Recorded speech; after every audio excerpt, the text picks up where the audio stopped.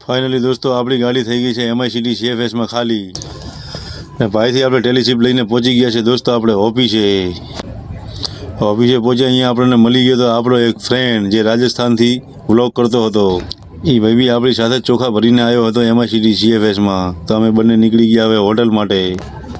MI city CFSને આપણે કહી દીધું છેલ્લા ખુદા હાફિઝ અને આપણી ગાડી પડી હતી બહાર પાર્કિંગમાં, એટલે આપણે આપણી ગાડી લઈને નીકળી જઈશું હોટલ ઉપર। ફાઇનલી આપણી ગાડી કરી દીધી સ્ટાર્ટ અને આપણે નીકળી ગયા હોટલ ઉપર। આપણા ફ્રેન્ડની ગાડી બી આગળ પડી હતી તો આપણે એને બી કહી દીધું કે મારી પાછળ આવવા દે, હું જઈ રહ્યો છું હોટલ ઉપર। અને અમે બંને જણા આજે એક જ હોટલ ઉપર રોકાવાના છીએ, કેમ કે આજે આપણને બીજો કંઈ ઓર્ડર જડ્યો નથી। ગાડી ખાલી તો થઈ ગઈ છે, લેકિન ભરવાનો આપણે સવારમાં છે, એટલે આપણે નીકળી ગયા હોટલ ઉપર। ત્યાં તો બાજુનો એક કન્ટેનર વાળો જતો હતો, એનું પંચર પડ્યું, સમસમ હવાઈ તો હું તો બી ગયો અને એટલી વારમાં આપણે પહોંચી ગયા હોટલ ઉપર।